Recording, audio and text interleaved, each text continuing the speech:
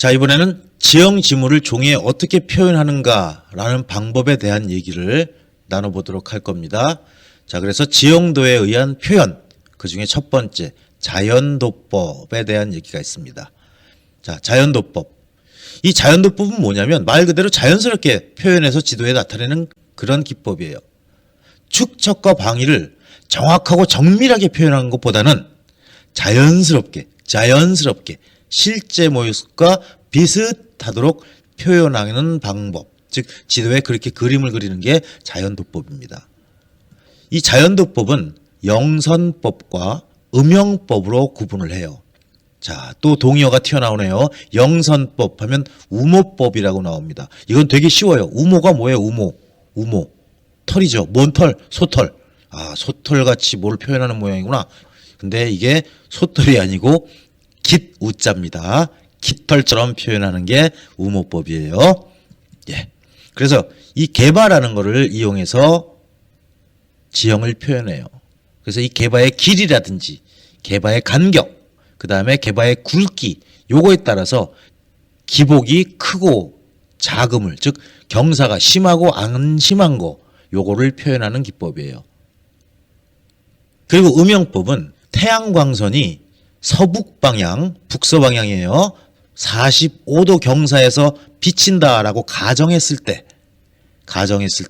지표의 기복에 대한 명암을 2가지나 3가지 이상으로 색깔을 칠해서 채색해서 제작한 지형 표현 방법입니다. 되게 어렵게 느껴져요. 예. 근데 별거 아니에요. 그림 보면 되게 쉬워요.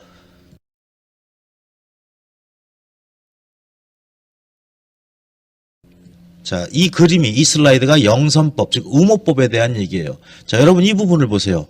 마치 깃털을 쫙쫙쫙쫙쫙 내려놓은 것처럼 그렇게 표현이 돼 있죠.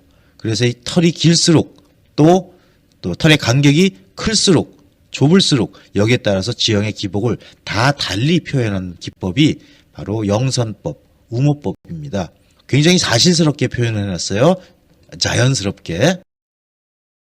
자, 이거는 이제 음영법이에요. 아까 북서방향 45도에서 빛이 비친다고 가정을 했죠. 그리고 나서 그 그림자를 표현한 거, 음영, 섀도우, 그림자란 얘기네요. 그림자로 표현하는 게 바로 음영법입니다. 그래서 굉장히 사실적이에요, 그림이. 그렇죠? 산도 진짜 있는 것처럼 보이고. 예. 그래서 이거는 축척과 방위를 딱딱하게 표현하기보다는 좀 더 자연스럽게 표현한 기법이 바로 음영법입니다. 그래서 이 음영법과 앞에서 얘기한 그 영선법, 이 2가지를 우리가 자연도법이라고 얘기해요. 자, 이번에는 지형도를 어떻게 부호로 표현하는 방법이에요. 부호도법. 부호를 이용해서 지형을 표현하는 방법. 이 부호도법은 정해진 기호나 어떤 기법, 도법을 이용해서 평면 위치와 높낮이를 표현하는 방법입니다. 부호도법. 그래서 이 부호도법에는 3가지가 있는데 첫 번째가 점고법이 있고요. 2번째 등고선법이 있고 3번째 채색법이 있습니다. 점고법. 용어 그대로 갖고 갑시다. 점고법. 점을 찍고 높이를 표시하고, 점을 찍고 높이를 표시하고, 점을 찍고 깊이를 표시하고. 이게 점고법이에요. 등고선법. 등고선. 등고가 뭐예요? 등고. 같은 높이죠. 같은 높이를 연결한 선. 이걸 등고선이라고 얘기하고, 이 같은 높이를 연결한 선을 표현해서 높낮이를 표현한 게 등고선법입니다. 채색법은 색깔을 칠해서 표현한 거. 진한 고동색이면 높은 산, 진한 파란색이면 깊은 바다. 이렇게 표현한 게 채색법이에요. 하나씩 뜯어볼까요? 자, 점고법은 지표면상의 임의점의 높이를 지도상에 점을 찍고 숫자로 표현해서 그 높이나 깊이를 표현한 걸 점고법이라고 얘기합니다. 그래서 주로 하천, 해안 이런 지도에다가 점을 집어넣고 그 주변에다가 점의 높이 또는 깊이를 표현한 게 바로 점고법이에요. 그래서 주로 해도라든지 하천, 호안, 항만의 심천 이런 걸 나타낼 때 많이 사용합니다. 즉 바다나 물 쪽에서 많이 사용하는 그런 기법이겠네요. 자, 등고선법. 등고선은 말 그대로 같은 높이의 표고를 연결한 등고선을 이용합니다. 그래서 지표의 높낮이를 표현하는 비교적 정확한 프랑스에서 개발된 방법이에요. 그 다음에 채색법. 이 채색법은 등고선상에서 등고선을 먼저 만들어 놔야 돼요. 각 대상의 부분을 구분을 해요. 높이를. 그리고 색깔을 칠해요. 그래서 높이의 변화를 쉽게 인식할 수 있도록 하는 기법이에요. 여러분 이런 지도 어디서 많이 봤어요? 그렇죠. 중딩 때, 고딩 때 사회과 부도에 나타나는 지도가 바로 이런 채색법에 의한 지도예요. 그리고 일반적으로 높거나 낮아질수록, 높거나 깊어질수록 짙은 색을 사용하게 되고, 그래서 그 높이나 깊이의 판단을 쉽게 하게 합니다. 그래서 지리관계 지도에 많이 활용을 해요. 그래서 우리 아까 얘기했잖아요. 사회과 부도, 사회과 지리, 지리과 부도. 어떤 게 맞아요? 지리과 부도가 맞나요? 거기에 많이 사용하는 그런 표현 방법입니다.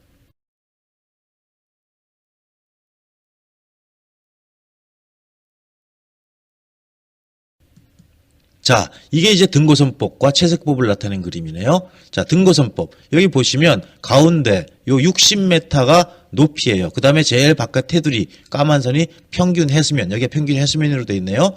그리고 10m, 20m, 30, 40, 50, 60 이렇게 선을 그어서 표현했습니다. 이 선은 어떻게 잘라냈어요? 이 그림에서 10m 쭉 긋고 20m 쭉 긋고 30, 40, 50, 60 쭉쭉쭉쭉 꺼가지고 위로 쭉쭉 평행하게 올려서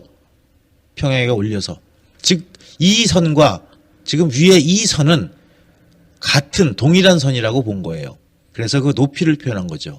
그래서 이 등고선 간격이 멀면 멀수록 경사가 완만하다. 그 다음에 반대로 등고선 간격이 가까우면 가까울수록 경사가 급하다라는 걸 얘기해요. 그 산 정상의 점 높이, 제일 꼭대기죠. 이것은 등고선 사이에 존재해요. 등고선 사이에 존재하지 등고선에 딱 걸리는 경우가 드물습니다. 왜? 에베레스트 산도 높이가 얼마예요? 8,848m죠. 그럼 이 등고선에 딱 점으로 표현하기 위해서 8,840m로 끊어버려? 이럴 수는 없잖아요. 그래서 지금 이 그림에서도 그 70m 컨터, 즉 70m 등고선이 없어요. 그렇다면 이 산 정상의 높이는 60m보다 높고 70m보다는 낮다라는 정보까지는 얻을 수가 있습니다. 그리고 오른쪽에 있는 그림이 이제 채색법이죠. 그래서 빨간색으로 갈수록 이건 높은 지형을 표시해놨나요? 하얀색이 제일 높네요. 여기 인덱스에 표현됐고, 그 다음에 짙은 색, 파란색 짙은 색이 깊은 쪽을 표현한 그러한 지형의 표시 방법입니다. 자, 이번에는 입체 모델에 의한 방법이 있어요. 입체 모형에 의한 방법. 이건 우리 쉽게 알 수 있는 거예요. 여러분 그림에 보면 쉽게 나타나 있으니까요. 입체 모형. 이렇게 입체 모형을 만들어서 한눈에 딱 보기 쉽게 이렇게 만드는 게 바로 입체 모형에 의한 지형 지물의 표현입니다. 그래서 이 입체 모형은 실제 지형을 축소해서 제작하는 모형이에요. 그래서 전체 지형을 또는 전체 건물이나 이런 배치를 계략적으로 판단하는데 가장 좋은 방법이에요.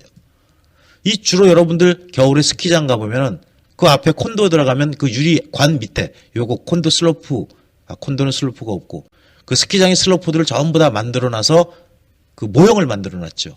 한눈으로 모든 시설물들을 볼 수가 있어요. 그래서 판단하기도 쉽고 장식용으로도 효과가 좋습니다. 하지만 제작비가 너무 비싸요. 그리고 이렇게 만들어 놓은 모델로는 우리가 자를 재거나 거리를 관측하거나 하는 것을 할 수가 없어요. 즉 계측이 난해하다라는 얘기입니다. 이번에는 투시도에 의한 표현이 있네요. 투시도.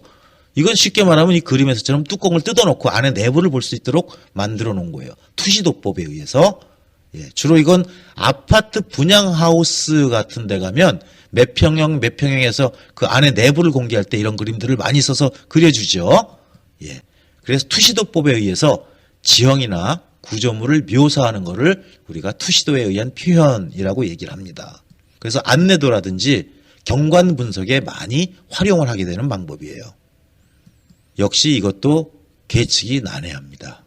물론 한눈에 보는 건 참 좋아요. 안에 구조가 어떻게 되어 있는지. 그리고 조감도도 이 기법에 포함이 되죠. 조감도가 뭐예요? 새가 위에서 느끼는 거예요. 즉 우리가 45도 각도에서 쭉 내려다보고 그렇게 느낌을 자유롭게 그린 그림을 조감도라고 얘기하죠. 조감도 가지고 우리 거리 관측할 수 있어요? 조감도 가지고 높이 관측할 수 있어요? 안 돼요. 대신 조감도는 어떤 장점이 있어? 한눈에 모든 전체적인 내용을 파악하는 데는 아주 좋은 효과가 있다는 걸 알 수가 있죠. 그래서 이런 기법들이 투시도에 의한 표현 방법입니다.